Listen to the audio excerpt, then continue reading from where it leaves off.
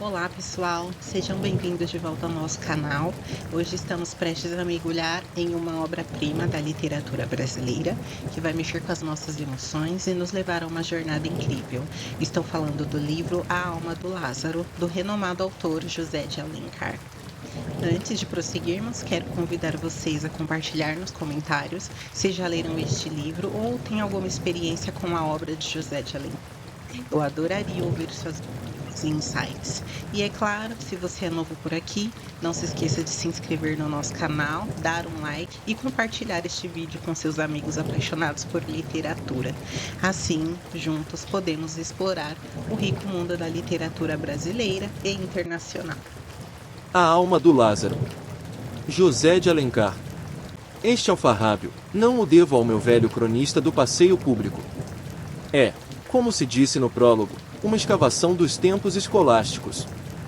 Tem ele, porém, se me não engano, o mesmo sabor de antiguidade que os outros, e ao folheá-lo estou que o leitor há de sentir o bafio de velhice, que respira das coisas por muito tempo guardadas. Para alguns esse mofo literário é desagradável. Há, porém, antiquários que acham particular encanto nestas estudações do passado que ressumam dos velhos monumentos e dos velhos livros. Rio de Janeiro, dezembro de 1872. Primeira parte. A alma penada.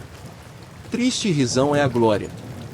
Quantos engenhos sublimes, criados para as arrojadas concepções, que ficam aí tolhidos pelo estalão do viver banal, se não sepultos em vida na indiferença, quando não é no desprezo das turbas. Também quanta ralé, feita para patinhar no pó, que se ala às eminências, insuflada pelos parvos, e se apavona com as galas da celebridade? E dizer que homens de são juízo labutam ou porfiam após esse fogo quatro ato, e deslumbram-se a ponto de esquecerem afetos e bens, sacrificados em uma hora a ilusão falaz. Lá volvem os anos, e um dia vem à flor da terra o crânio que foi um poeta, ou um herói. Quem se importa com o sobejo dos vermes? É um pouco de cal e nada mais.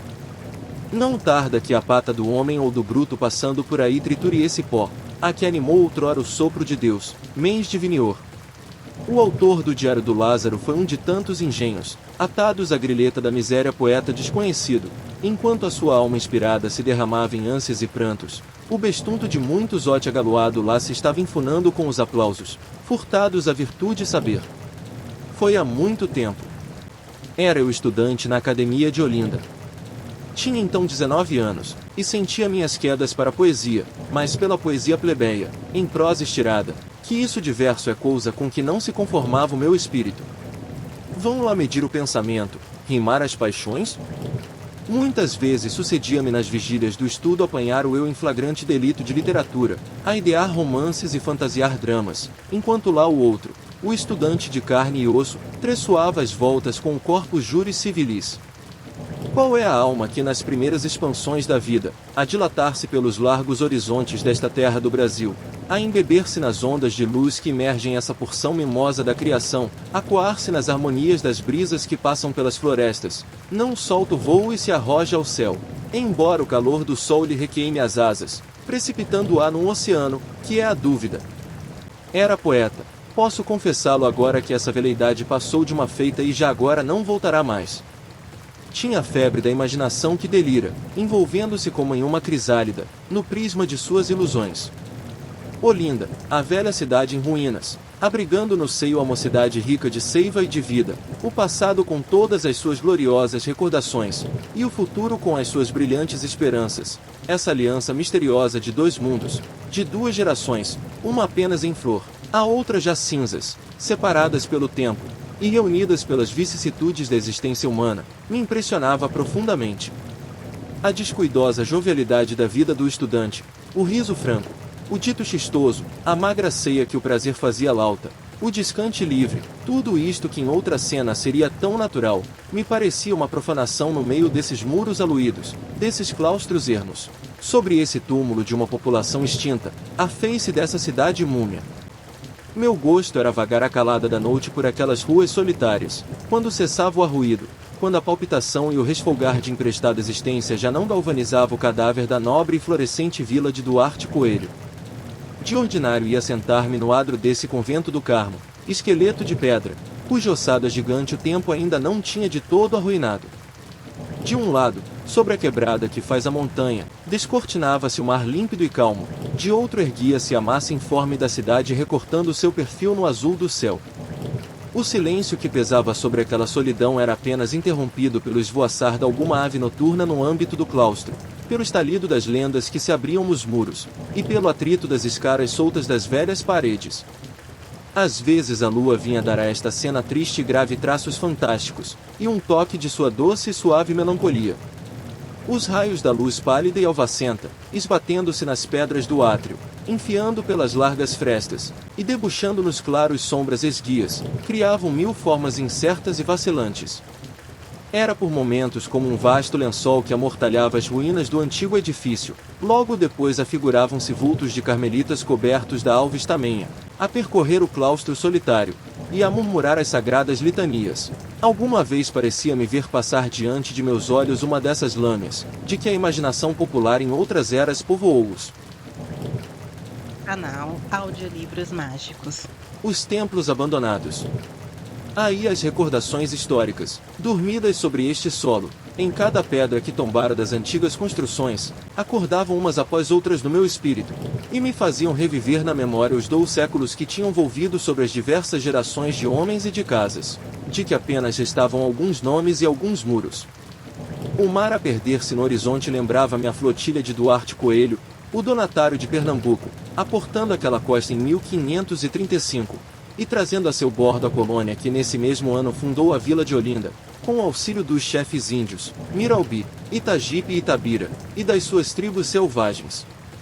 Lembrava-me a grande armada holandesa comandada por Lecor, que surgiu a 14 de fevereiro de 1631 diante da cidade, e em alguns dias assenhoreou-se dela com fácil vitória, pelo terror que se apoderou dos habitantes, apesar dos esforços de Matias de Albuquerque. Lembrava-me os combates navais das forças espanholas e portuguesas contra os holandeses, especialmente o de 12 de setembro de 1631 em que Pater, depois de 7 horas de peleja, batido por Oquendo, abandonado da tripulação em sua nau presa das chamas, preferiu a salvação, que tinha por desonra, uma morte gloriosa, e, envolvendo-se na bandeira nacional, sepultou-se no oceano, único túmulo digno de um almirante batavo. O Istmo, os fortes do mar e de São Jorge, o antigo colégio dos jesuítas e o convento de São Francisco, recordavam a resistência heróica dos poucos que não abandonaram o seu general na defesa da colônia, mas que afinal foram obrigados a ceder ao número.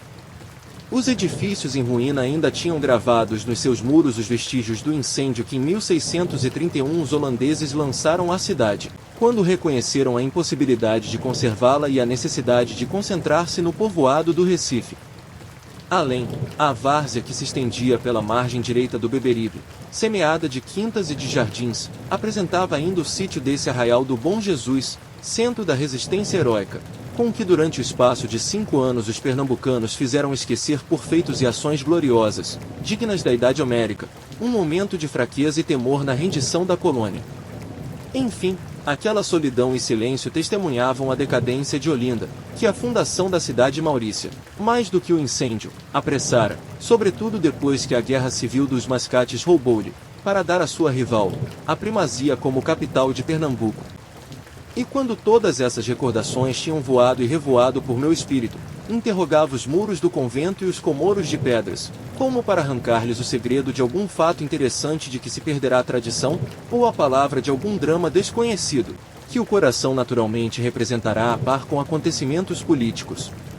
A guerra, o incêndio, a luta das raças, as revoluções, não passaram por aí sem o cortejo infalível das paixões humanas. Os feitos de armas, as ações de heroísmo, o morticínio, o crime e a virtude em suas enérgicas manifestações, deviam prender-se necessariamente por um fio misterioso a alguma história de amor, ou a algum episódio de vingança. Era justamente essa crônica do coração, esquecida pelos analistas do tempo, que eu pedi àquelas rumas. Quantas vezes não sondei esses destroços de alvenaria, essas paredes fluas, procurando, nem sei o que, uma memória, um nome, uma inscrição, uma frase que me revelasse algum mistério, que me dissesse o epílogo de alguma lenda que a imaginação completaria. Mas o velho convento ficava mudo e impassível. Os muros, levados pela chuva e pelo vento, estavam descarnados. As pedras já não conservavam os vestígios da mão do homem. E a eloquência do silêncio, que planava sobre o templo, dizia apenas a ruína. Cansado, extenuado de corpo e espírito, partia-me depois de 2 ou 3 horas de meditação e de investigações inúteis, trazendo ainda para a insônia as impressões várias, as reflexões profundas que despertava essa evocação do passado. No dia seguinte voltava. Não me podia resignar à ideia de que esse claustro não guardasse para mim alguma revelação poética. Tinha um pressentimento, que mais tarde devia realizar-se, de um modo inesperado. Eis como. Segunda, uma noite, seriam 11 passadas, estava eu sentado no adro do convento. Fazia luar, porém o céu nublava-se, o ar era pesado, o mar sem ondulações arquejava como opresso, a chama fosforescente do relâmpago iluminava a fímbria das nuvens escuras. Uma grande tempestade estava iminente. Enquanto a natureza preparava e dispunha a cena em que os elementos iam representar, estive embebido a contemplar os progressos da borrasca, mas quando a primeira gota, umedecendo as lajes, anunciou-me a chuva, imediatamente como por encanto acalmou-se a sede ardente de poesia e mistério que me devorava. Ergui-me, com ânimo de ganhar a casa sem demora. Mas os joelhos dobraram-se, e um fio de gelo correu-me pelo corpo, arrufando a pele e erriçando-me os cabelos. Foi-me preciso grande esforço para dominar-me, e vencer o susto pueril que me tomara de surpresa. Tinha ouvido uma voz trêmula que rezava cantando à surdina uma ladainha de igreja, e pareceu-me que afinal chegará a ocasião de ver surgir diante de mim um desses fantasmas que nas minhas extravagantes elucubrações eu tantas vezes evocara.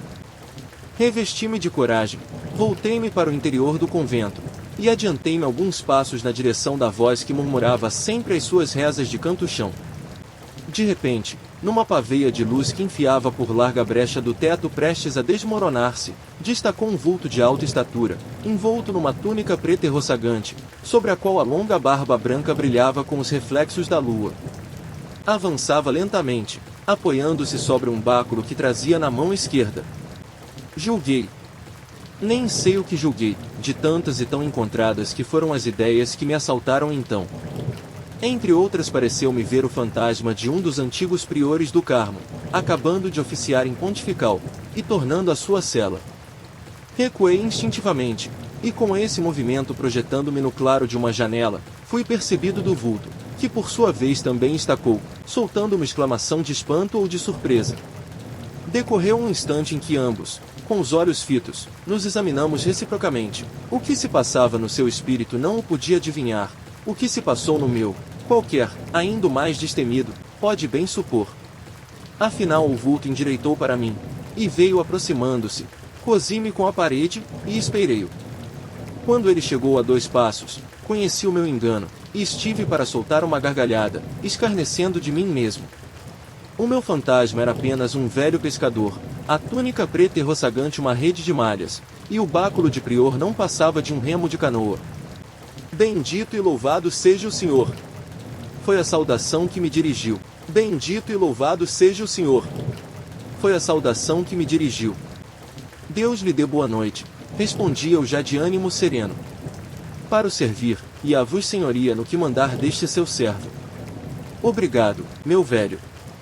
Essa cortesia antiga, inspirada na religião, e a voz grave e arrastada do velho, junto à expressão doce de seu rosto, me excitaram viva simpatia. Vai hoje muito tarde para a pesca? Disse-lhe eu reatando o fio do diálogo. Quem sabe quando irei? A tempestade não tarda conosco. Cuidei que adiantava saindo mais cedo, e afinal de contas atrasei. Mora longe daqui? Lá embaixo. Respondeu apontando para a praia que se prolonga ao norte. Os relâmpagos fuzilavam a miúde, e a chuva começava a bater no telhado. Então tenha vos senhoria boa noite, vou ver se me arranjo para passar o aguaceiro, que promete durar. Ah! Veio abrigar-se aqui? E não tem medo deste teto esburacado e destas paredes rachadas? Será o que Deus for servido. Não é a primeira vez que me tem sucedido ficar aqui boa parte da noite, e até hoje nenhum mal disto me veio. Ora, diga-me uma coisa. O que é, meu senhor? Por que cantava baixinho? Uma ladainha, se não me engano. O velho sorriu com brandura. Era o terço. Minha mãe me recomendou que cantasse sempre que houvesse tempestade, e isto me ficou desde menino. Estava tudo explicado. A minha visão fantástica tinha se desvanecido, deixando a realidade do encontro simples e natural com um pescador que fora ao convento abrigar-se da chuva. Pensei em recolher-me. Sabe por que lhe fiz esta pergunta? Vossa Senhoria me dirá, respondeu o velho. Pois confesso-lhe que me causou um grande susto. Quando ouvi a sua cantiga, e o vi de longe no meio destas ruínas, tão fora de horas, cuidei que era. Acredite! Uma alma do outro mundo. Ainda sou deste, graças a Deus, disse o pescador sorrindo, bem que por pouco tempo. Há de sê-lo por muitos anos. O velho abanou a cabeça. Os 80 já lá vão. Mas deixe-me dizer-lhe. Também a mim, quando enxerguei, no que a vista me ajuda, sucedeu-me quase a mesma coisa. Também causei-lhe susto? Susto, não, nesta idade a gente já não se teme, senão daquele que está no céu para nos julgar a todos, porém assim um espanto, como se visse uma pessoa que não se espera mais ver, aqui embaixo, já falecida? Senhor, sim. Quem? Oh! O senhor ainda não era nascido, quando isto foi. Há muitos anos então? Se eu já lhes perdi a conta. Conte-me isso. São coisas velhas que já não lembram a ninguém. Levariam muito tempo. Não faz mal. Melhor é que Vossa Senhoria se guarde da chuva que aí está de pancada, eu vou fazer outro tanto. Se eu mesmo perdi uma história do século passado, uma anedota de cabelos brancos, uma antigualha qualquer, depois de tê-la procurado inutilmente durante mais de 5 meses. Por mim, não tenha cuidado, respondi, trate de acomodar-se, e se não tiver sono, conversaremos. Sono de velho é o descanso do corpo, venha Vossa Senhoria já que assim o quer. Chegamo-nos a um dos ângulos do velho convento, onde algumas paredes interiores formavam outrora uma sacristia. O pavimento do primeiro andar não tinha ainda desabado nesse lugar. O velho enrolou a rede de que fez uma espécie de almofada, tirou fogo do fuzil e acendeu o cachimbo, enquanto eu, sentado sobre um troço de parede, e devorado pela curiosidade, preparava o meu cigarro. Terceira, começou o velho. Fazem, se quer que lhe diga, não sei quantos anos. Era eu tamanino como esta minha pá de remo. O pai vivia da pesca, como o avô, porque isto de pescador parece que é ofício de família, que vai passando de filho a neto. Quase todas as noites ele me levava consigo quando ia ao mar, e pequeno como era sabia arrumar a canoa e botá-la ao largo. Já então costumava o pai na volta da pescaria descansar aqui, punha a canoa em seco, deixava passar o resto da noite, e lá pela madrugada íamos vender o peixe ao Recife, porque em Olinda, afora a cleresia, tudo mais era miuçalha. Havia ali assim no fundo do convento, bem na praia, uma casa velha, tão velha que estava não cai. Também os donos, ninguém mais sabia deles. Nem viva alma ali morava. Uma noite, lá do largo, a gente viu uma luz acesa na janela da banda do mar. Eram que horas? Não tardava um instantinho que amanhecesse. Estás vendo, Tunico? A voz do pescador tornou-se trêmula, e a tênue claridade da lua encoberta viu que enxugava com a mão rude e calosa uma lágrima de saudade. Meu nome de bautismo é Antônio. Porém, o pai e a mãe chamavam a gente Tunico. Essa emoção de um velho de 80 anos, recordando-se do apelido familiar da meninice, essa memória poderosa do coração que através de uma longa existência cheia de vicissitudes e trabalhos refletia com todo o colorido os quadros singelos da infância, tocou-me. Achei sublime isto, que outros acharão ridículo talvez. O velho continuou, passada aquela primeira emoção, eu nem respondi ao pai. Estava tremendo. Quem andará ali? Há que tempos a casa velha está abandonada. Não seja. O pai fez-o pelo sinal eu rezava baixinho uma Ave Maria. Nossa Senhora de Nazaré nos defenda. Rema, rapaz, que o vento escasseou, e a vela está bamba, a luz de vez em quando apagava-se como farol que naquele tempo ainda nem sonhava. Quando a gente chegou em terra, conheceu que a luz saía mesmo da janela da casa, e que o motivo de sumir-se e aparecer era uma figura preta que passava e tornava a passar por diante, como um homem que ia e vinha. Mas, havia um poder de anos, a casa não tinha morador, nem criatura de Deus que ali entrava. Na outra noite, na outra e na outra, sempre a mesma coisa, tanto que o pai não se pôde mais ter, e foi ao senhor bispo e lhe contou tudo. O santo homem sossegou a gente, disse que era um pobre moço doente que veio morar na casa velha, porque todos fugiam dele, com medo da doença. Que doença? Perguntei eu. O moço era como o que foi ressuscitado pelo Cristo. Lázaro. Senhor, sim. Agora quantos andam por aí como ele? Mas naquele tempo não era assim, a gente pensava que aquilo era uma praga. Meu pai também cuidava, mas tinha bom coração, e ficou mais descansado sabendo quem era o morador da casa velha, do que antes quando pensava que ali andava coisa de bruxa. Uma vez, já se tinham passado quantos dias depois da luz aparecida. Era pela madrugada, nós estávamos a tirar a canoa para a terra. Eis senão quando vimos o moço em pé no adro do convento, como ainda agora viu o senhor. E isto me fez a lembrar. Esteve um pedaço bom, depois veio caminhando mansinho para cá. O pai quis fugir. Ele que deu pela coisa, parou, mais que depressa, e foi dizendo: não tenha medo. Não fuja que eu volto. Disse estas falas, assim com uma voz tão doce e tão penada que o pai teve dó dele, e ficou com vergonha. Não fujo, não. Precisa de alguma coisa? Diga. Não preciso de nada. Saí porque este vento me faz bem. Estou queimando. Não o tinha visto, senão. Sei que não devo chegar-me para os outros. A moléstia é para a gente ter medo, mas também falar só de longe, não faz mal, disse o pai. Oh!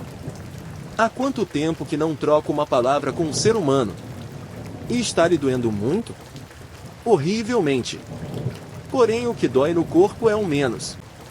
Ele se assentou e nós continuamos a enxugar a canoa, sempre de olho nele. É para vender o seu peixe? É, senhor, sim. Foi ele, e disse então como um pobre que pede esmola. Se eu quisesse comprar um. O pai ficou arrepiado. Não sei. Dizem que a gente não deve tocar. Escute. Deite o peixe aí, na pedra, e fuja com o pequeno. Eu vou buscá-lo e deixo o dinheiro. Deste modo. Não precisa. Aí tem o peixe. Quanto ao dinheiro há de carecer. Meu dito, meu feito. O moço foi, e deixou na pedra uma moeda de tostão. O pai, quem viu, nem lhe quis tocar. Mas o menino bem se importa com doença. Tirante das almas de outro mundo, não tinha medo de nada. Lembrou-me que a mãe precisava de uma vela de cera benta.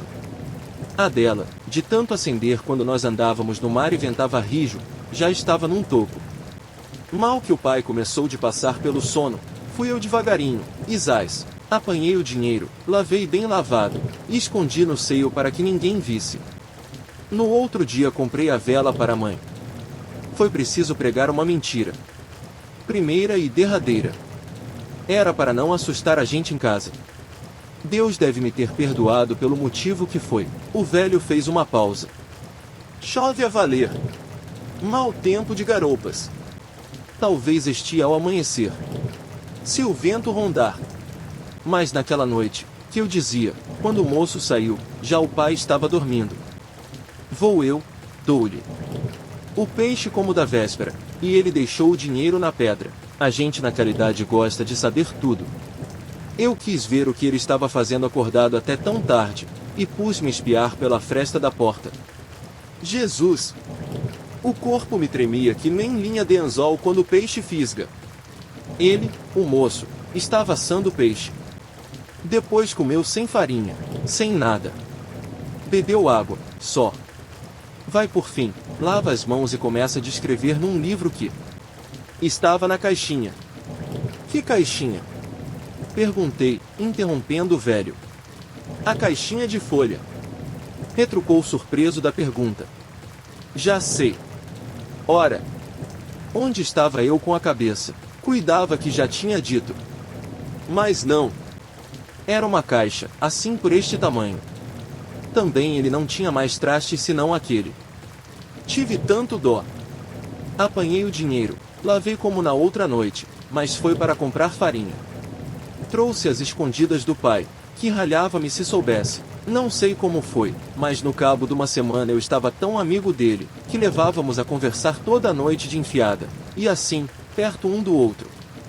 Tudo o que precisava, era eu que comprava. A ele não vendiam, tinham medo do dinheiro. E o coitado, antes queria vela para estar escrevendo, que o bocado para comer. Como são as coisas? Já entrava pela casa dentro, sem pinga de medo. Queria-lhe bem a ele, também ele me queria. Um dia perguntei como se chamava. Sabe que respondeu? Não tenho nome. Todos me chamam leproso. Mas seu nome de batismo era Francisco. Outra vez, por meus pecados, disse. Por que passa todo santo dia e mais a noite a escrever? Isto faz mal, que olhos que me deitou. Ainda me a lembro. Estes livros são a minha alma. O que tu vês em mim, Tunico, são os ossos que a lepra vai roendo. Cruzes. Tive um medo, das falas e dos olhos com que me olhou.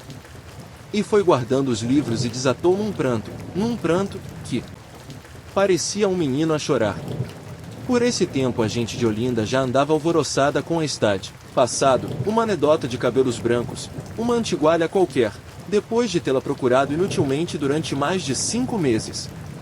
Por mim, não tenha cuidado, respondi, trate de acomodar-se, e se não tiver sono, conversaremos. Sono de velho é o descanso do corpo, venha-vos senhoria já que assim o quer. Chegamo-nos a um dos ângulos do velho convento, onde algumas paredes interiores formavam outrora uma sacristia. O pavimento do primeiro andar não tinha ainda desabado nesse lugar. O velho enrolou a rede de que fez uma espécie de almofada, tirou fogo do fuzil e acendeu o cachimbo, enquanto eu, sentado sobre um troço de parede, e devorado pela curiosidade, preparava o meu cigarro. Terceira começou o velho. Fazem, se quer que lhe diga, não sei quantos anos. Era eu tamanino como esta minha pá de remo. O pai vivia da pesca, como o avô, porque isto de pescador parece que é ofício de família, que vai passando de filho a neto. Quase todas as noites ele me levava consigo quando ia ao mar, e pequeno como era sabia arrumar a canoa e botá-la ao largo. Já então costumava o pai na volta da pescaria descansar aqui, punha a canoa em seco, deixava passar o resto da noite, e lá pela madrugada íamos vender o peixe ao Recife, porque em Olinda, afora a cleresia, tudo mais era miuçalha. Havia ali assim no fundo do convento, bem na praia, uma casa velha, tão velha que estava não cai. Também os donos, ninguém mais sabia deles. Nem viva alma ali morava. Uma noite, lá do largo, a gente viu uma luz acesa na janela da banda do mar. Eram que horas? Não tardava um instantinho que amanhecesse. Estás vendo, Tunico? A voz do pescador tornou-se trêmula, e a tênue claridade da lua encoberta viu que enxugava com a mão rude e calosa uma lágrima de saudade. Meu nome de bautismo é Antônio. Porém, o pai e a mãe chamavam a gente Tunico. Essa emoção de um velho de 80 anos, recordando-se do apelido familiar da meninice, essa memória poderosa do coração que através de uma longa existência cheia de vicissitudes e trabalhos refletia com todo o colorido os quadros singelos da infância, tocou-me. Achei sublime isto, que outros acharão ridículo talvez. O velho continuou, passada aquela primeira emoção, eu nem respondi ao pai. Estava tremendo.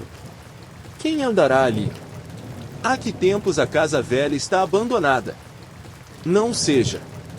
O pai fez-o pelo sinal eu rezava baixinho uma Ave Maria. Nossa Senhora de Nazaré nos defenda. Rema, rapaz, que o vento escasseou, e a vela está bamba, a luz de vez em quando apagava-se como farol que naquele tempo ainda nem sonhava. Quando a gente chegou em terra, conheceu que a luz saía mesmo da janela da casa, e que o motivo de sumir-se e aparecer era uma figura preta que passava e tornava a passar por diante, como um homem que ia e vinha. Mas, havia um poder de anos, a casa não tinha morador, nem criatura de Deus que ali entrava. Na outra noite, na outra e na outra, sempre a mesma coisa, tanto que o pai não se pôde mais ter, e foi ao senhor bispo e lhe contou tudo. O santo homem sossegou a gente, disse que era um pobre moço doente que veio morar na casa velha, porque todos fugiam dele, com medo da doença. Que doença? Perguntei eu. O moço era como o que foi ressuscitado pelo Cristo. Lázaro. Senhor, sim. Agora quantos andam por aí como ele? Mas naquele tempo não era assim, a gente pensava que aquilo era uma praga. Meu pai também cuidava, mas tinha bom coração, e ficou mais descansado sabendo quem era o morador da casa velha, do que antes quando pensava que ali andava coisa de bruxa. Uma vez, já se tinham passado quantos dias depois da luz aparecida. Era pela madrugada, nós estávamos a tirar a canoa para a terra. Eis senão quando vimos o moço em pé no adro do convento, como ainda agora vi o senhor. E isto me fez a lembrar. Esteve um pedaço bom, depois veio caminhando mansinho para cá. O pai quis fugir. Ele que deu pela coisa, parou, mais que depressa, e foi dizendo: não tenha medo. Não fuja que eu volto. Disse estas falas, assim com uma voz tão doce e tão penada que o pai teve dó dele, e ficou com vergonha. Não fujo, não. Precisa de alguma coisa? Diga. Não preciso de nada. Saí porque este vento me faz bem. Estou queimando. Não o tinha visto, senão. Sei que não devo chegar-me para os outros.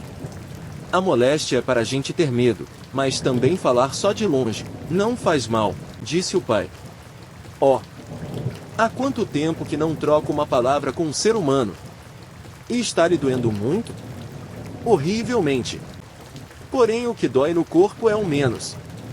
Ele se assentou e nós continuamos a enxugar a canoa, sempre de olho nele. É para vender o seu peixe? É, senhor, sim. Foi ele, e disse então como um pobre que pede esmola.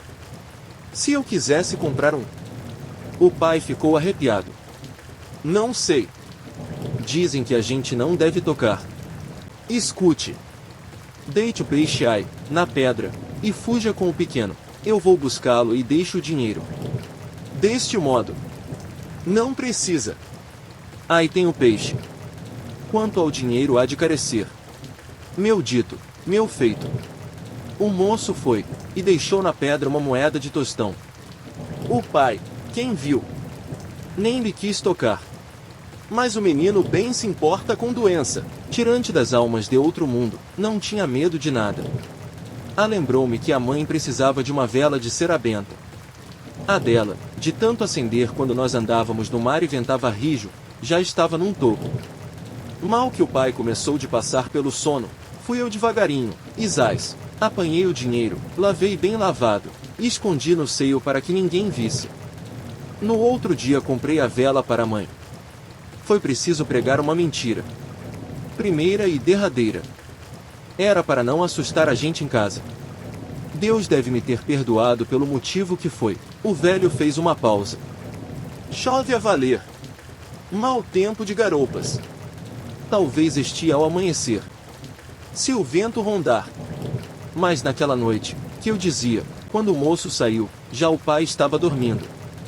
Vou eu, dou-lhe o peixe como da véspera, e ele deixou o dinheiro na pedra. A gente na caridade gosta de saber tudo.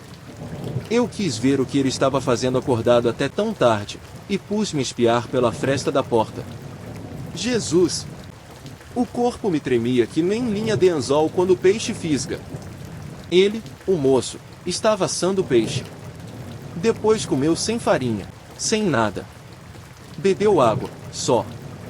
Vai por fim, lava as mãos e começa a descrever num livro que estava na caixinha.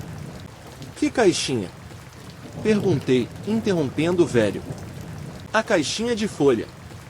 Retrucou surpreso da pergunta. Já sei.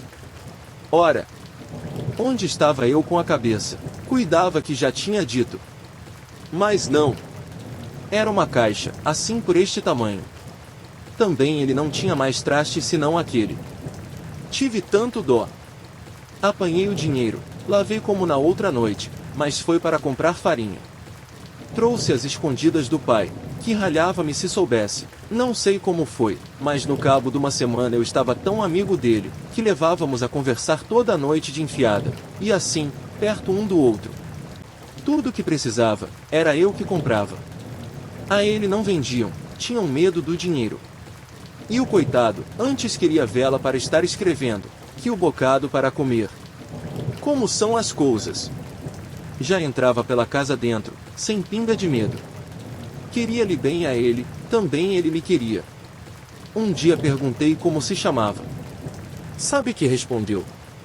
Não tenho nome. Todos me chamam leproso. Mas seu nome de batismo era Francisco. Outra vez, por meus pecados, disse. Por que passa todo santo dia e mais a noite a escrever? Isto faz mal, que olhos que me deitou. Ainda me a lembro. Estes livros são a minha alma. O que tu vês em mim, Tunico, são os ossos que a lepra vai roendo. Cruzes. Tive um medo, das falas e dos olhos com que me olhou. E foi guardando os livros e desatou num pranto que parecia um menino a chorar. Por esse tempo a gente de Olinda já andava alvoroçada com a estade. Canal Audiolivros Mágicos. E o rei, que o manda correr, não protege um Lázaro. Felizmente Maria teve fome. O instinto serviu-lhe de inteligência. Engenhou o meio de comprar o necessário. Deu ao andador da Irmandade do Sacramento uma moeda de esmola. O troco, os regatões não duvidaram recebê-lo. De março, sai hoje pela primeira vez. A notícia de minha enfermidade divulgou-se de um modo espantoso. Quando passava, apontavam-me de longe. Murmuravam meu nome. Paravam para olhar-me. Admiravam-se talvez de ver-me ainda feições humanas. Realmente um Lázaro não é mais um homem. Foi concebido pela mulher, mas a praga o abortou. No terror que infunde a fera, no asco que excita verme. Oh! Não! Há um fio que ainda me prende à humanidade. É a compaixão brutal e escarninha do mundo. Mata-se a fera, esmaga-se o verme, mas não me tiram a mim esse tênue sopro que anima um resquício de vida. Seria um assassinato. Seria um crime. E há nada mais infame do que um crime inútil. Quando me lembro que tantos homens gastam sua existência numa luta incessante para ver uma sombra, que chamam fama, rio-me deles e de mim. Os feitos do guerreiro, os livros do sábio, serviços à república, e linhagens de fidalgos, andam ignorados ou esquecidos pela turba, vária nas suas paixões. Ninguém sabe, ninguém lembra por que aquela cabeça encaneceu, por que aquela face rugou. E eu tenho, sem buscar, o que tanto eles buscam sem achar. Toda a cidade repete meu nome. Que importa que esse nome seja o de Lázaro? Toda a gente me conhece. Que importa que me evite?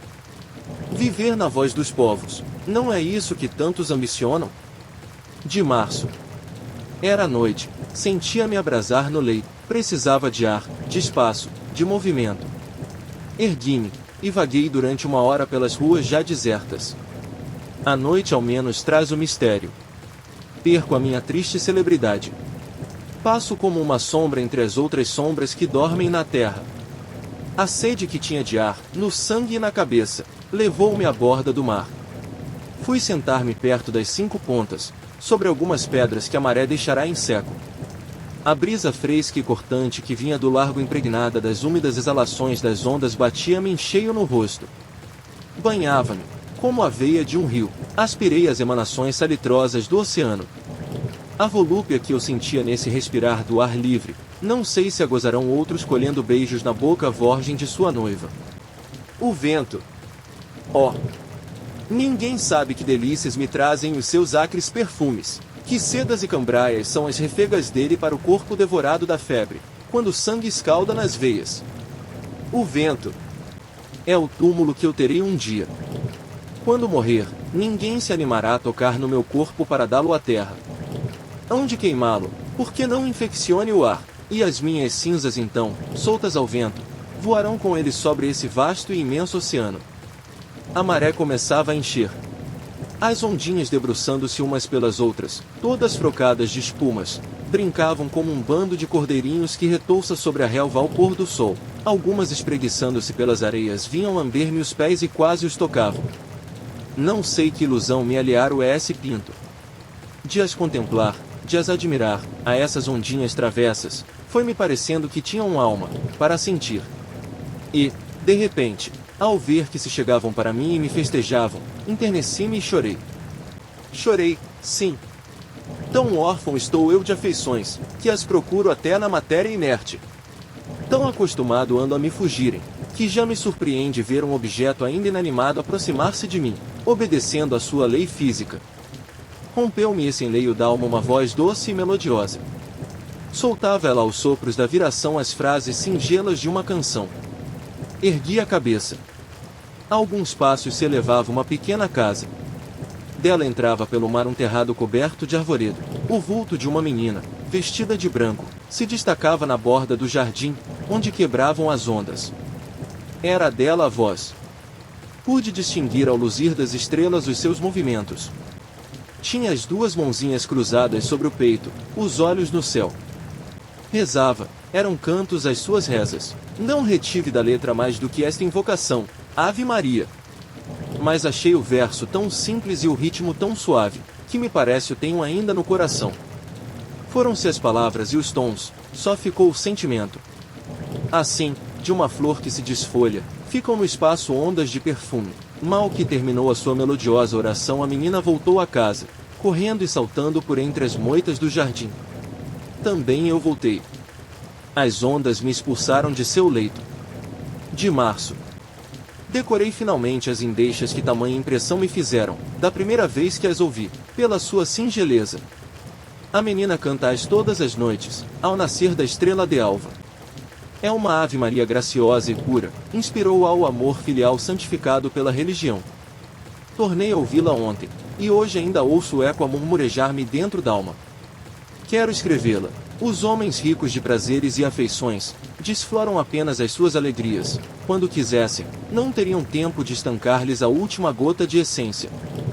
Fazem como as crianças que babujam e provam de todos os frutos, e de nenhum se fartam. Esses pródigos de sua alma não compreendem de certo a usura dos pobres e deserdados, como eu, quando Deus lhes depara no deserto da vida com um óbolo de prazer.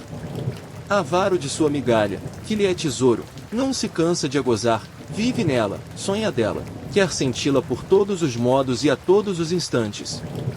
Assim fui eu com aqueles versos, que muitos acharão mesquinhos, mas, ou fosse pela voz harmoniosa que os dissera, ou pelo desvelo e saudade que respiravam, ou pela cadência suave do ritmo, me infundiram não sei que doce melancolia. É outra coisa que os felizes não compreendem. Como a melancolia é supremo júbilo para as almas imersas num continuado descrer e numa acerba tristeza. Mas a canção. Não me saciei de a escutar, de a recordar, de a repetir as vagas que rumorejavam na praia. Quero senti-la pelos olhos. Já a ouvi tantas vezes, ainda não a vi. Esquecer-me-ia. Não. Lembro-me. Ave Maria. Ave, estrela, formosa estrela do mar. Dá-me novas de meu pai, que se foi a navegar por esses mares da além. Vai seu brigue a bolinar. Lê-me a orça. Molha a vela, e deixa o vento soprar. A borrasca o não assusta. Não se teme de afrontar, mas eu que temo por ela. Vivo somente a rezar. Fio de ti, minha estrela, que o protejas sem cessar. Faz que bem cedo ele possa a minha me abraçar. Dá-lhe tempo de bonança, mares de leite a surcar, vento afeição, quanto baste para depressa chegar. Ave Maria.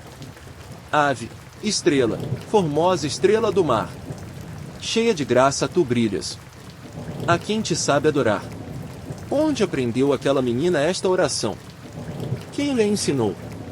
Por que a diz ela todas as noites? De março, cuidava que não podia haver maior isolamento do que o meu. Iludi-me. Agora é que o isolamento começa. Luísa parte, seu marido deixa Pernambuco, vai-se a Lisboa. E a causa sou dessa mudança. O que ainda me restava de família abandona a pátria, para quebrar os laços de sangue que nos prendem. E justo, é generoso também. Deixem-me, a mim só, o desprezo que inspiro. Não o quero partilhar. Basta eu para sofrê-lo. Oh! Ainda me resta o orgulho da miséria. E uma dignidade como tantas outras, e um egoísmo, como os há poucos. Minha irmã negou tudo. Deu-se a tratos para convencer-me que os interesses de seu marido eram a causa única dessa partida. Pobre Luísa! Mentia! Que desgraçado ente que eu sou! Não faço sofrer só aos que me amam, obrigo-os ainda a se rebaixarem. 29 de março. Voltava de ver sumir-se no horizonte o navio que levou-me Luísa. Cheguei à casa. Pela janela aberta olhei o vulto da cidade a colear pela margem do rio, e disse de mim para mim pensando na gente que a habita. Estou só. E me enganava ainda. Mal tinha murmurado aquelas palavras, veio Maria. Falou, o que raro sucedia. Pela primeira vez, cuido eu, disse uma coisa que se entendes. A repulsão que eu inspiro, foi-lhe raio de luz, na treva espessa de sua alma. Pediu-me que a vendesse. Não mais quer servir-me. Tem medo do contágio. Senhor! Senhor, a vossa misericórdia é infinita, como a vossa bondade inexaurível. E não chega para o aflito de mim, nem um óbolo sequer. Vergai-me sob o peso da vossa cólera, mas dai-me fé e resignação, e eu vos louvarei, meu Deus, na plenitude da minha dor. Tenho eu culpa, se me criastes ente de razão? Por que me destes a inteligência? Não a tivera, que esta carne se iria consumindo no roer das úlceras, sem que soltasse uma queixa. Amparai-me, Senhor, amparai-me contra mim mesmo. Tenho medo de descrer. 29 de março.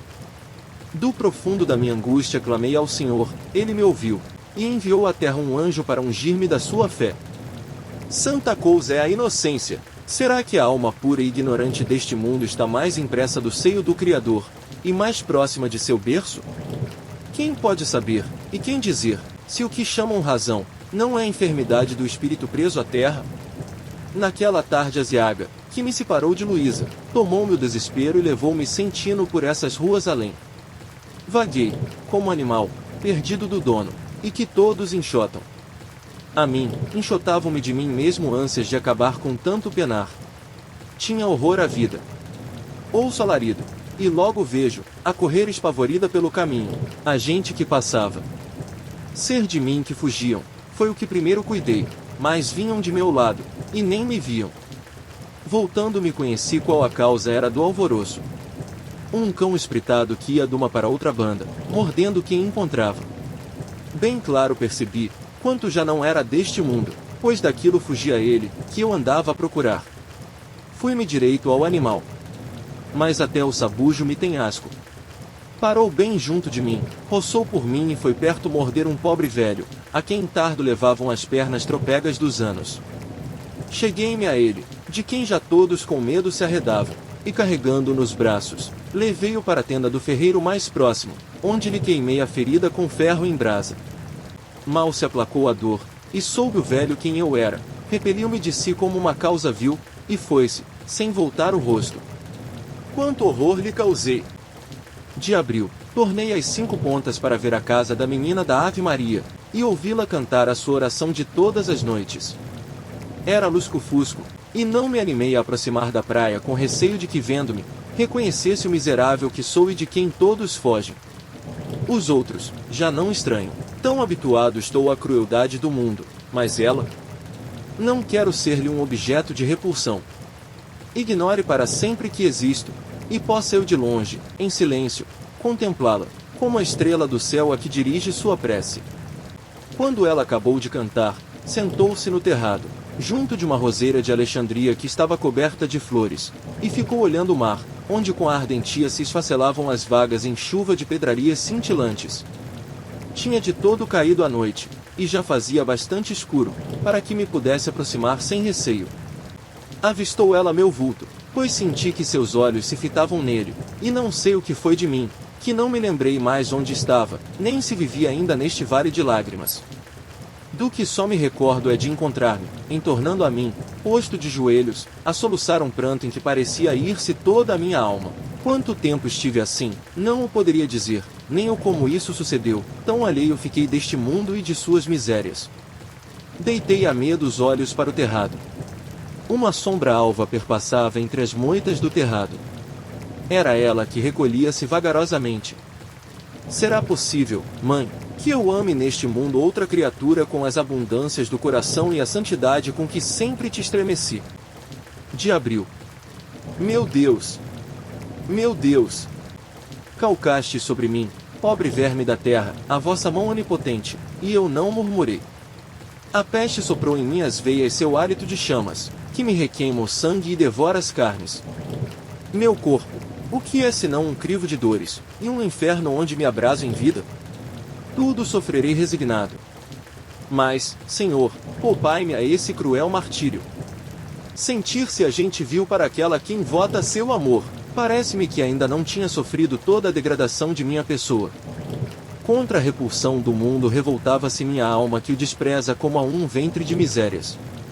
Contra o nojo que às vezes tenho de mim mesmo, consola-me o pensamento de que meu ser purifica-se nessa chama em que abraso-me. Mas contra ela, que posso eu senão abater-me no pó, e sumir-se como uma causa hedionda em que não devem pousar jamais os seus meigos olhos? Que tremendo suplício, mãe! Ter n'alma um afeto grande e imenso, porém nesse afeto uma abjeção maior que ele, uma vergonha que o remorde e o acabrunha. Para que enviou-me o céu este afeto? Pensava eu, mãe, depois que te partiste, que de mim, teste-te votado ao sofrimento e à desgraça, já não podia sair uma doce efusão, mas somente a paixão cruel e implacável como a lepra que me corrói. 6 de abril. Sei-lhe o nome. Foi esta noite. Lá estava ela, no terrado, olhando o mar, onde se escondera a zela branca do navio de seu pai. Uma voz, era a de sua mãe, soltou o nome de Úrsula. Ergueu-se ela, e caminhou para casa, dizendo com um modo brando e sossegado: Aí vou, mãe. Úrsula! Que suave encanto acho eu neste nome, que dantes nunca em mim despertou a menor atenção. Ouvia-o como um som qualquer, não passava de uma palavra indiferente. Agora canta em minha alma como celeste harmonia, que me inunda todo o ser de júbilo. Os sussurros da brisa, os murmúrios das ondas, as vozes do céu e da terra repetem para mim o mavioso nome, que me envolve em uma bem-aventurança. Nos momentos em que a alma exubera e subleva-se com o esto do contentamento ou da mágoa, manam as abundâncias da paixão, em poemas e hinos. Não careço eu de poesias, nem de cantes, para transbordar as santas alegrias que me enchem o coração. Basta dizer baixinho, entre Deus e mim, o nome dela. 10 de abril. Ainda não tornei do abalo. Não quisestes ouvir a minha prece. Como a vossa cólera é implacável, Senhor, que um só instante não se retira deste punhado de limo. Era-me consolo em meio das tribulações, aquela inocente devoção de adorar de longe entre as sombras da noite, o formoso vulto de Úrsula, e tanto vos supliquei arredasseis de mim os olhos dela, para não perceber-me no suave enlevo de a contemplar. E esse consolo me negastes. Ela reparou na minha insistência, e desde aí não voltou ao terrado, nem lhe vi mais que a sombra, quando canta da janela a sua Ave Maria. 12 de abril. Apareceu esta noite. Como costumava, rezou a sua oração da tarde, e ficou no terrado com os olhos engolfados no horizonte. Eu que me havia escondido atrás de um coqueiro, para não assustá-la outra vez, como a visse distraída, criei ânimo para chegar-me e vê-la de mais perto. De repente voltou-se ela e pondo em mim seus olhos, que me deixaram transido e quedo, sem acordo para fugir, quando tudo eu dera para sepultar-me ali na terra, e subtrair-me à sua vista, ela, em vez de esquivar-se, como antes fizera, reclinou-se ao balaústre, e começou a desfolhar os botões da roseira, soltando a fresca brisa do mar as pétalas que vinham farfalhar-me no rosto. Por instantes fiquei sem outro sentido, que não fosse uma delícia como nunca tive, nem cuidei que se pudesse gozar na terra, pois me parecia estar no céu, afagado pelas asas dos serafins do Senhor, a brincarem entre os cabelos e a borrifarem-me as faces de angélicos sorrisos. Eis que no meio desse êxtase de ventura, caí em mim arrojado ao abismo da minha miséria, como Satanás submergido nas trevas pela mão do Sempiterno. Lembrou-me quem eu era, e o horror de mim mesmo espancou-me daqueles lugares. Ainda o trago comigo. Ah! Mãe, por que não estás aqui a meu lado para reerguer-me desta abjeção em que me sinto? Tua palavra me daria força para exaltar esta alma abatida.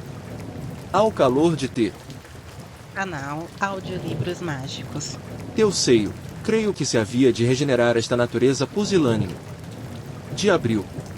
Vejo-a todas as noites. Sempre recostada ao balaustre, esfolhando ao vento as rosas fragrantes, entretém-se nesse brinco inocente até a hora de recolher. Sabe ela que eu a devoro com os olhos, cada o meu refúgio, às vezes receio que se tenha percebido da minha presença constante naquele sítio, e é quando reclina-se mais no balaustre, e estende o colo, como se procurasse afirmar-se do que entrevira. Nessas ocasiões cozo-me ao tronco do coqueiro, e deixo-me ficar sem movimento pelo resto da noite, até que recolhida ela, me posso esgueirar para casa. De abril. Meu Deus! Meu Deus!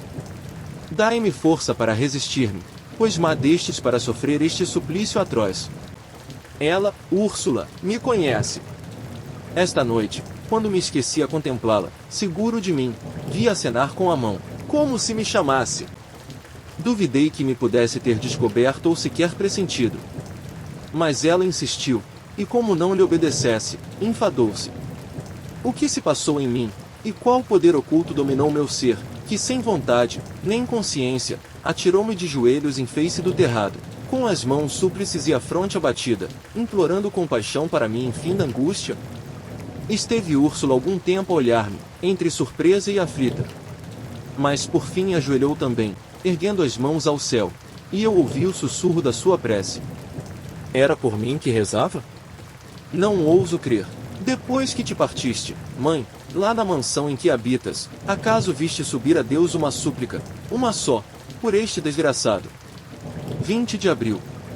Infame sou eu, que de minha hediondez ousei erguer os olhos para a mais bela das criaturas de Deus. Como foi isto? Como foi que me não acometeu o horror que ainda me transe neste momento? Por que me não fulminastes, Deus de misericórdia, quando sem tento de mim, transpus a distância que me separava dela? Mas não fui eu, que morreria ao primeiro passo. A insânia que me arrancava a mim mesmo, apoderou-se deste esqueleto vil, e arrastou-o miseravelmente ao sopé do terrado. Ao ver-me ali perto de si, Úrsula debruçada à balaustrada, começou a desfolhar as rosas sobre minha cabeça, rindo faceiramente de sua travessura. Disto não tenho mais que uma vaga e tênue reminiscência, pois meus espíritos ainda estavam nesse momento alheios de mim com a grande turvação. Colhia ela as rosas que me atirava e eu recolhia em meu seio. Correram assim as horas da noite, sem que as sentisse. 24 de abril. Todas as noites, as tenho passado naquele doce enlevo. Ali, próximo a ela, sinto-me como outrora quando me recolhias em teu regaço, mãe, e à força de carinho me acalentavas a dor horrível. Como teus braços outrora, cinge-me o olhar de Úrsula, e me envolve. As folhas das rosas, que ela esparge sobre mim, são carícias tão doces como eram teus beijos, mãe, quando derramavas em meu seio o bálsamo santo da tua alma. Horas e horas ficamos ali, mudos a olhar-nos, eu repassando-me de sua imagem, ela talvez admirada, em sua ingênua isenção, do meu estranho pasmo. Ontem, sem o sentir, rompeu-me da ceia o seu nome, que meus lábios repetiam submissos, uma e muitas vezes, como as palavras de uma oração. Interrompeu-me a voz de Úrsula. Acha bonito meu nome? Naquele instante não atinei o sentido das palavras, tão absorto fiquei a ouvir a voz melodiosa que falava. Mas quando entendesse, podia eu exprimir em linguagem o que se passava em meu ser, e pronunciar seu nome? Movi a cabeça maquinalmente como se dissera, sim. E o seu? Qual é? Perguntou-me ainda. Meu nome? Há no mundo para os desgraçados como eu outro nome que não seja o de miserável. Tive outrora um, nem já me lembro qual fosse, pois há tanto tempo que ninguém o chama. Para ti, mãe, eu era o filho, para o mundo, o Lázaro. Não se abriram meus lábios, porém com gesto supliquei-lhe silêncio. Teve ela sombra do horrível mistério, que reclinou a fronte merencória. Não, se a menor suspeita passasse em seu espírito, a houver espavorido. Sua tristeza foi sem dúvida por não ver satisfeito seu desejo. As crianças são assim, tiranas e absolutas em seus caprichos. De abril. Não mais voltarei àquele sítio.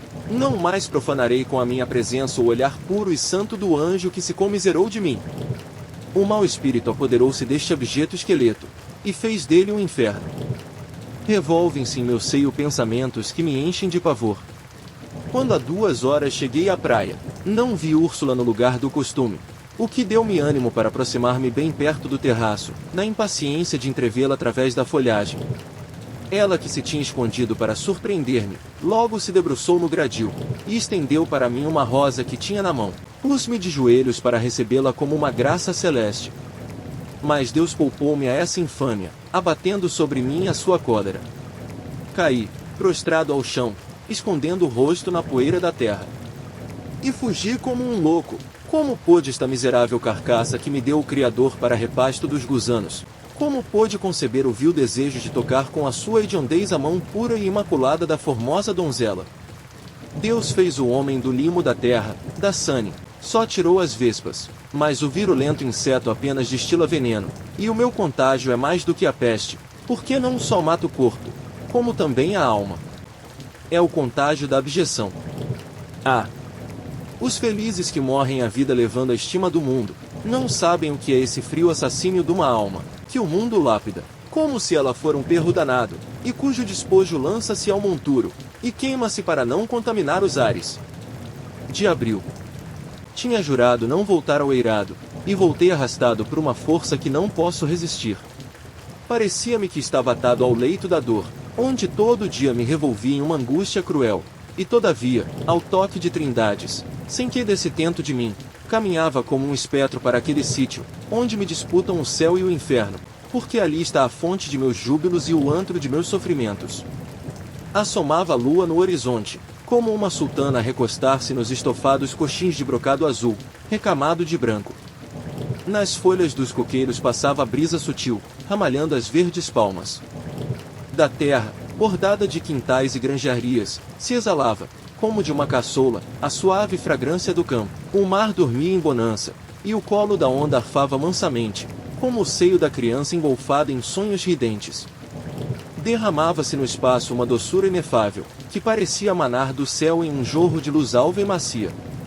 Parecia-me às vezes que eu sugava no teu peito, mãe, um sorvo de leite vigoroso, que me infundia saúde e contentamento. Nunca em minha vida tive eu tamanha sede de ventura, também nunca a fortuna escarninha aproximara tão perto de meus lábios a taça falaz. Ávido precipitei-me sobre ela, e pior que Tântalo, a quem o destino apenas retraía o pábulo, a mim trocou-o no mais negro fel. Traguei a minha própria peçonha, e não morri, não, porque a morte seria uma redenção, e eu não expiei ainda toda a minha culpa de haver nascido, para ser um arremedo de homem. De abril, não pude acabar ontem. Embruteceu-me o desespero, se não é que empederniu-me, pois nem gemer eu podia como a besta quando sofre. Que medonho transe! Tinha-me eu embuçado na sombra das árvores, que serviam de manto escuro, e não deixavam que ela entrevisse mais do que um vulto. Meu semblante, se o descobrisse a claridade da lua, não resistiria à hedionda catadura do maldito. Do seio da terra, que é o meu só regaço, mãe, depois que perdi o teu, onde me conchegava no delírio da dor, das entranhas da noite, onde se gerou o aborto de peste que eu sou, estava alheio de mim na contemplação de Úrsula. Eis rasga-se a escuridão e vomita sobre mim uma chama do inferno. Alaga o rúbido clarão todo o arvoredo, e cinge-me de uma labareda sinistra. Corro, mas além está o luar alvacento, que amortalha-me fantasma. Volvo esvairado sobre os passos, e entro de novembro, novo na flama vermelha que me persegue como a língua de Satanás. Nisto surge o corpo alquebrado de um velho e afasta-se horrorizado. É o Lázaro! É o Lázaro! Ainda ouvi o grito de angústia que despedaçou a alma de Úrsula, mas vindo doutro mundo diverso daquele onde eu estava. Do mais não soube, até as alvoradas que me acharam estremunhando na vasa onde eu jazera o resto da noite dos outros, que não desta contínua e perpétua que se estende sobre minha vida. Mas até o sono do jazigo me rouba a sorte ímpia. De abril. Lembro-me agora. O velho é o mesmo que me repeliu, quando eu o acabava de salvar do cão danado. Daquela vez tinha razão, meu contato enchia de horror, mas desta, que mal lhe fiz para me precipitar nesta voragem do desespero? 4 de maio. Sei tudo. O velho é a avó de Úrsula. Percebeu sem dúvida o aparecimento naquele sítio de um vulto suspeito, e quis reconhecê-lo. Acendeu a fogueira, que devia esclarecer a minha figura, e fugiu aterrado, por si e pela neta. Não lhe quero mal por isso. Salvar a filha de seu sangue é um dever de todo homem, em seu lugar eu faria mais. Exterminaria ali mesmo o pestiferado para que nunca mais ousasse envenenar o ar que ela, a inocente, respirava. Úrsula não tornou, e eu rogo a Deus que não me apareça nunca mais. Assim terei ao menos o consolo de olhar os muros que a escondem à minha vista, mas não há o meu coração. Presente ela, nunca ousarei eu aproximar-me daqueles sítios. O horror a afastou para sempre. Ainda bem. Ao menos não receberei dela o asco e desprezo que o mundo arremessa sobre mim, e poderei guardar dentro em minha alma, doce e compassiva, a linda imagem que me sorriu um dia através das agruras de uma mísera existência. 6 de maio. Misérrimo de mim! Despedacei a flor que desabrochara entre as urzes de minha alma, e derramava nela o seu mago perfume. Apaguei a estrela que rompera um instante a procela de minha vida, para infundir-me no seio uma luz celeste. Úrsula anseia nas vascas da agonia e fui eu que a matei, foi o horror de minha miséria que a assassinou. Quando pressenti a fatal nova, pela agitação que ia na casa, perdi toda a razão, e precipitei-me pelos aposentos em busca da câmara onde se finava a minha única e fugaz alegria deste mundo. Perceberam-me os da família, e esquecendo um instante a sua dor, esbordoaram-me com tamanha ira que ali caí sem espírito, com um corpo macerado. Despertou-me uma reza cantada ali perto, e as luzes das tochas que desfilavam pela praia. Era o enterro de Úrsula. Levaram-na à igreja de São Pedro Gonçalves. Vi depor em seu ataúde nessa rodeada de tocheiros e guardada pelas beatas. À meia-noite voltarei. 6 de maio. Introduzi-me na igreja por uma janela baixa da sacristia, cuja grade estava carcomida. Vendo a luz baça dos tocheiros assomar um vulto, as beatas fugiram assombradas. Fiquei só ali em frente do ataúde. Nesse momento Úrsula me pertencia, ninguém a disputava a minha adoração, como era bela no eterno sono em que repousava do mundo e de suas misérias. Tinha nos lábios aquele mesmo sorriso que derramava sobre mim, agora tocado de um reflexo lívido. Estava branca e imaculada como os anjos, eram níveas como as faces as rosas que lhe cingiam os bastos cabelos crespos. Quis beijá-la e recuei. Ainda morta, e brevemente pasto dos vermes, não ousei profanar o despojo santo da formosa criatura. Nesse momento ouço rumor do lado da sacristia. É a gente curiosa que vem trazida pelas beatas, para espancar o espectro. Querem roubar-ma outra vez, mas não o conseguirão. Hei de disputá-la até aos vermes e ao pó da terra. Cingindo ao peito o corpo de Úrsula, arrojei-me fora da igreja, e vim depositá-lo aqui, onde ninguém ousará perseguir-me. As portas estão escâncaras, dia e noite, batidas pelo vento, guardadas porém uma fera mais terrível que Cérbero, a peste. Agora sim, Úrsula, tu me pertences para sempre, como eu a ti. Que se passa? Ouço a plebe a rugir lá fora, uma chama súbita enrosca-se pela treva como o dragão. Compreendo, deitaram fogo à casa para exterminar o maldito. Graças, meu Deus! Este fogo me redimirá da maldição que pesa sobre mim, e purificará meu ser. Assim ao menos poderão minhas cinzas se unirem com as de Úrsula. Bem-vindas, chamas amigas! Aqui estamos, cingi-nos, abraçai-nos, para que em vosso seio fecundo, celebremos as núpcias da eternidade. 9 de maio. Eis-me outra vez no mundo e só, não, que me acompanham ainda e sempre o meu desespero, e a sanha do mundo. O fogo não me quis, teve asco de mim, como tivera o mar, e o cão danado. Não ousou tocar-me, tal é a repulsão que derramo em torno.